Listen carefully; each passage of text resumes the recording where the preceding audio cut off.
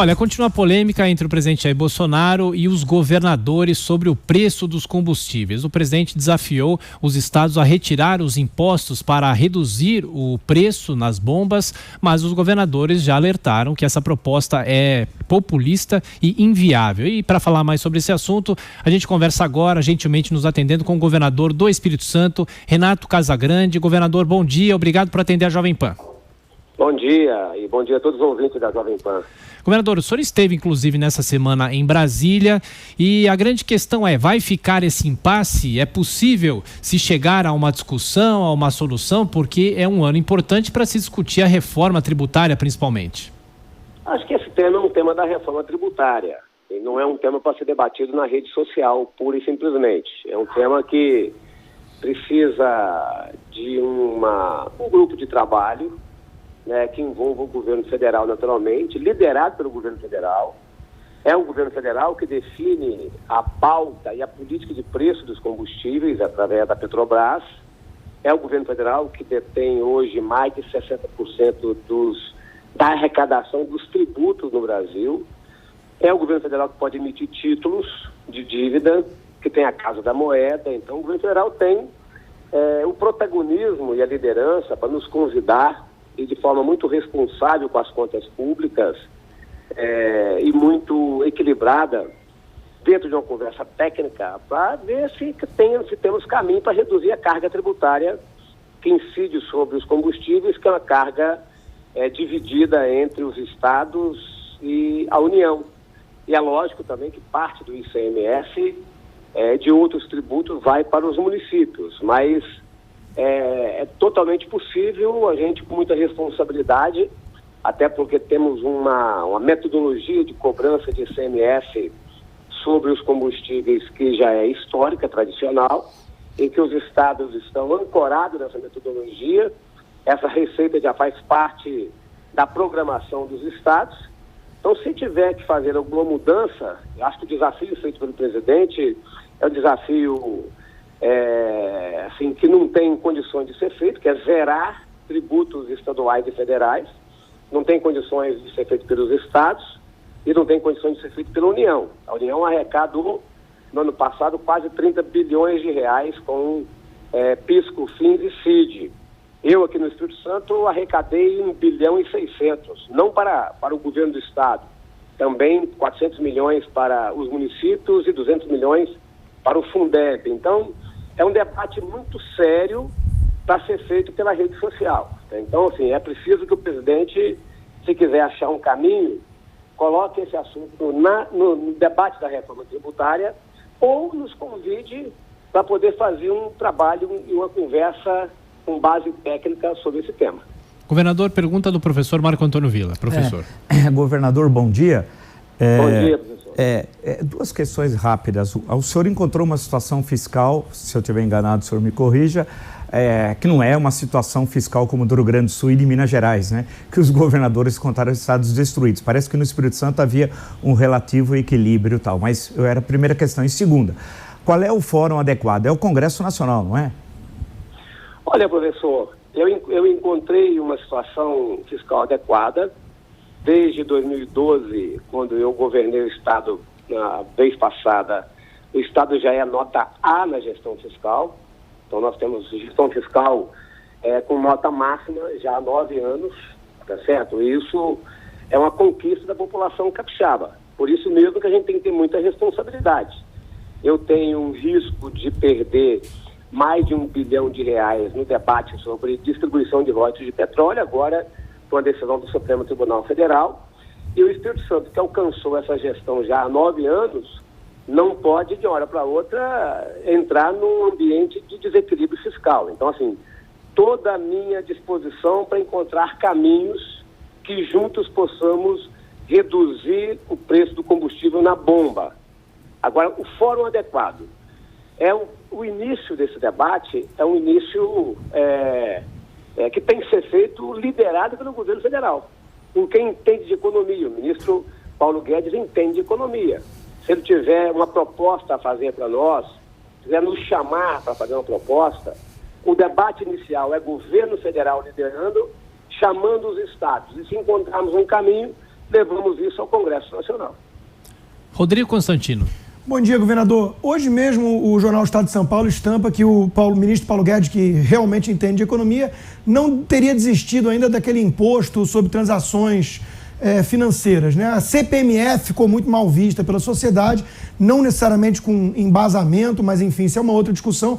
Eu queria a opinião do senhor em relação a essa proposta, se ela tem alguma chance ou não de prosperar. Eu tive um jantar ontem com grandes empresários do setor de comércio, varejo aqui de São Paulo, e estavam muito pessimistas com essa proposta do IVA que tramita, né? Qual a sua perspectiva para a reforma tributária esse ano? Olha, eu tenho visto a opinião do ministro. O ministro sempre foi defensor de um imposto sobre transação financeira. Ele acha que um percentual muito pequeno pode reduzir o percentual do IVA, né? O IVA federal, o IVA estadual.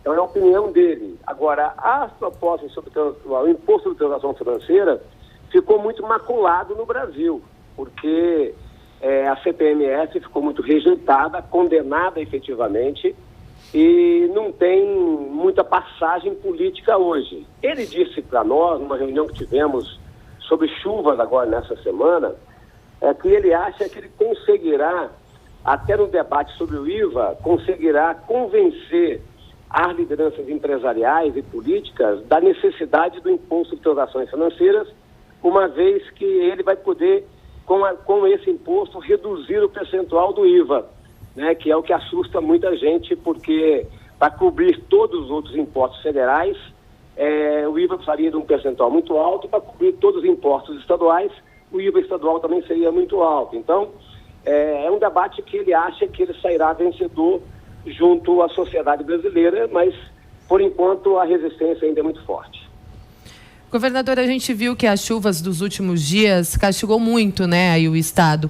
Vocês aceitaram recursos federais para ajudar a reestruturar o que foi perdido? Nós estamos buscando recursos. Eu estive com o então ministro Canuto na segunda-feira, ontem ele foi substituído, mas já falei também com o ministro Rogério Marinho. Estive na quarta-feira com o ministro Paulo Guedes. O governo federal vai ajudar, certamente ajudará, já está aqui conosco trabalhando e preparando junto com a Defesa Civil Estadual planos de trabalho dos municípios e plano de trabalho do Estado, para que a gente possa buscar parte desses quase 900 milhões de reais da medida provisória que o presidente editou na semana passada.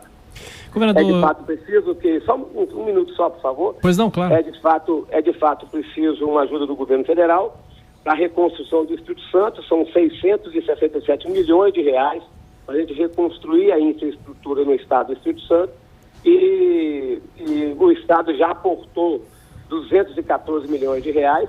Temos uma situação financeira aqui que permite que a gente possa dar a primeira resposta, então já disponibilizei 214 milhões de reais, mas a ajuda do governo federal vai complementar aquilo que a gente precisa para poder reconstruir o estado.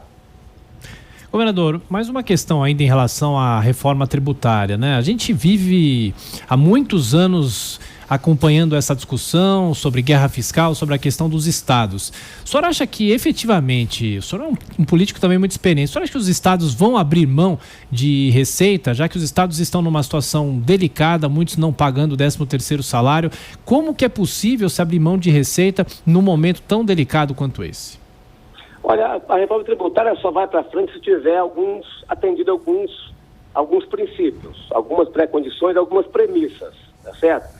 Uma premissa é a premissa de não acontecer, não haver redução de receita. Assim, com base em 2020, se for essa a data da aprovação, com base em 2020, aquilo que os estados arrecadaram, o estado não pode arrecadar menos em 2021, corrigido pela inflação, do que arrecadou em 2020. Então, a primeira premissa é essa.